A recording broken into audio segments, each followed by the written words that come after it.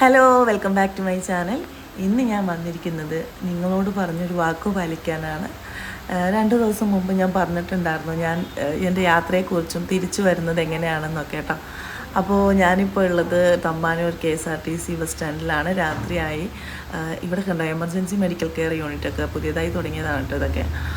അങ്ങനെ കുറച്ച് വ്യത്യാസങ്ങളൊക്കെ ഇപ്പോൾ ഇവിടെ വന്നിട്ടുണ്ട്. അപ്പോൾ രാത്രി കാഴ്ചകൾ ഇതൊക്കെയാണ്. ആരുമില്ല, എല്ലാവരും ആൾക്കാർ കുറവാണ്. പിന്നെ ഇവിടെ തകൃതിയായിട്ട് മഴ പെയ്തുകൊണ്ടിരിക്കുകയാണ്, ഒരു രക്ഷയില്ല. ഭയങ്കര മഴയുണ്ടായിരുന്നു കേട്ടോ. അപ്പോൾ അതേ ഇപ്പോൾ സമയം 11:31, കറക്റ്റ് 11:45 നമ്മളുടെ ബസ് ഇവിടെ നിന്ന് എടുക്കേണ്ടത്. നമ്മുടെ ബസ് വന്നിട്ടുണ്ട്.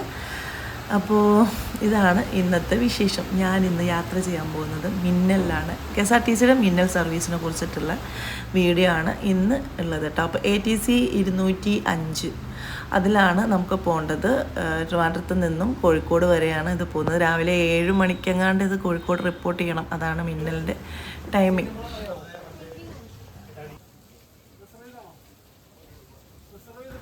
ഞാൻ സീറ്റ് നമ്പർ 5 ആണ് ബുക്ക് ചെയ്തിട്ടുള്ളത്. 5ഉം 6ഉം പിന്നെ റൈറ്റ് സൈഡിലുള്ള ആദ്യത്തെ 2 സീറ്റും ലേഡീസ് സീറ്റാണ്.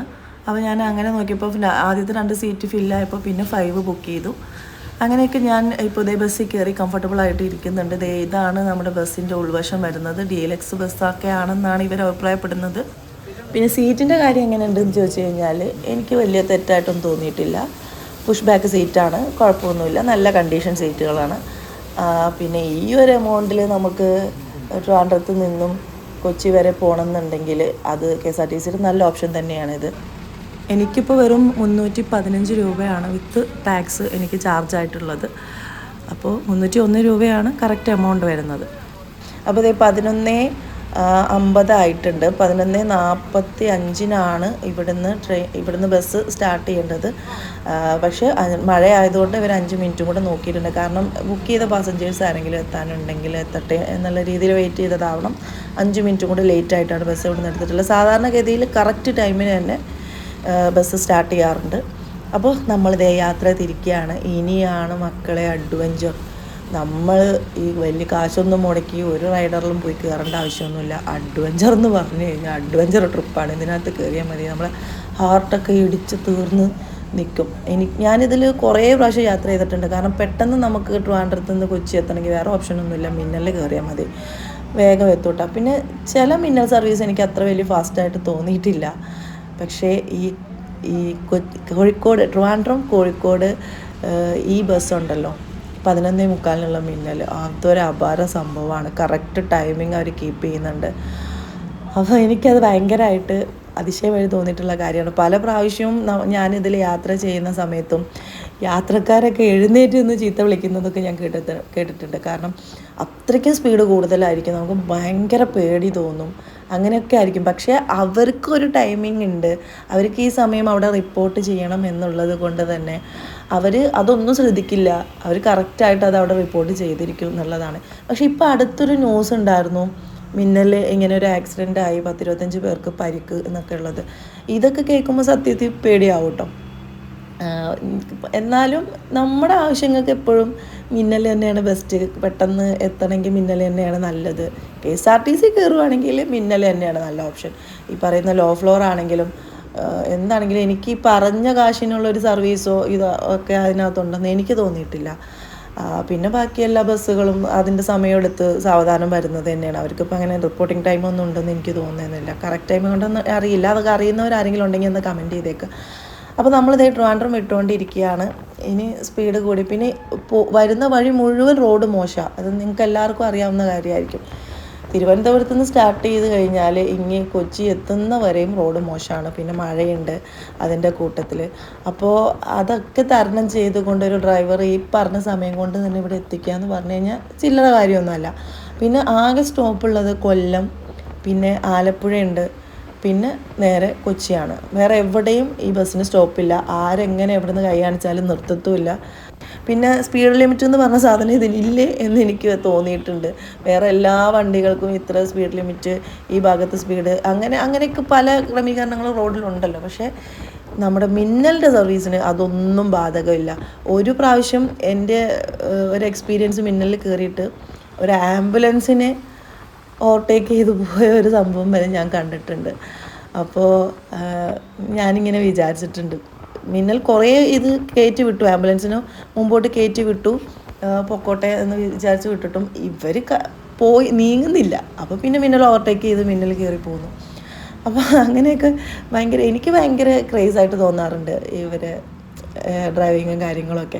പിന്നെ ഒരു പ്രാവശ്യം പോയി കഴിഞ്ഞപ്പോൾ ഈ സൈഡ് മിറർ വേറൊരു വണ്ടിയിൽ കൊളുത്തി വണ്ടിക്കാരൻ എടുത്തുകൊണ്ട് പോയി. പിന്നെ അത് പോയി കണ്ടക്ടർ തിരിച്ചു വാങ്ങി.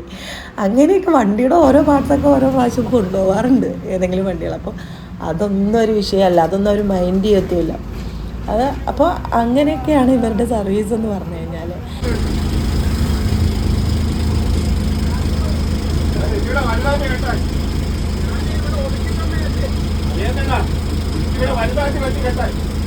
പിന്നെ KSRTCയുടെ കുറേ കാര്യങ്ങൾ, കുറേ ടൂർ പാക്കേജുകൾ ഈ മിന്നൽ സർവീസിലൂടെ ഉണ്ട്. അതൊക്കെ ഞാൻ ഇങ്ങനെ സൈറ്റിൽ നോക്കിയപ്പോൾ കണ്ടിട്ടുണ്ടായിരുന്നു.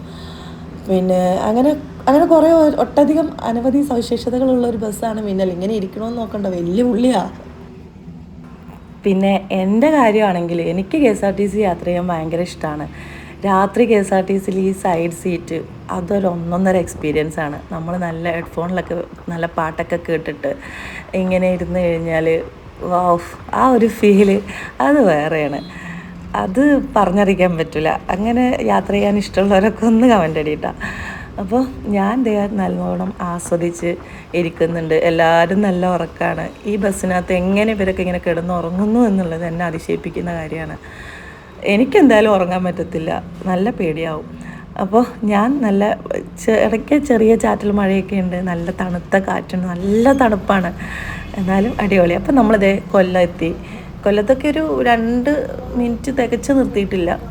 കയറാനുള്ള ആൾക്കാരെ മാത്രം കയറ്റി ജസ്റ്റ് അവിടെ റിപ്പോർട്ട് ചെയ്ത് നമ്മൾ നേരെ പോകുന്നു. ഇനി പെട്ടെന്ന് സംഭവങ്ങളൊക്കെ തീർന്നു. കൊല്ലം നേരെ തന്നെ ആലപ്പുഴ എത്തി, പിന്നെ കൊച്ചി. പിന്നെ നിങ്ങൾക്ക് അറിയാമല്ലോ, റോഡ് വളരെ മോശമാണ് കൊച്ചി വരെയും. അപ്പോൾ അതിൻ്റെ ഇടയ്ക്കൊന്ന് ബ്ലോക്കൊക്കെ കിട്ടിയിട്ടുണ്ടായിരുന്നു. അപ്പോൾ അങ്ങനെയൊക്കെ കൂടി സമയം ഒരു 3:30-3:45 ഉള്ളിൽ തന്നെ ഇവർ വൈറ്റില റിപ്പോർട്ട് ചെയ്തിട്ടുണ്ട് കേട്ടോ. അപ്പോൾ ഇതാണ് ഇന്നത്തെ മിന്നൽ സർവീസിൻ്റെ സവിശേഷതകൾ.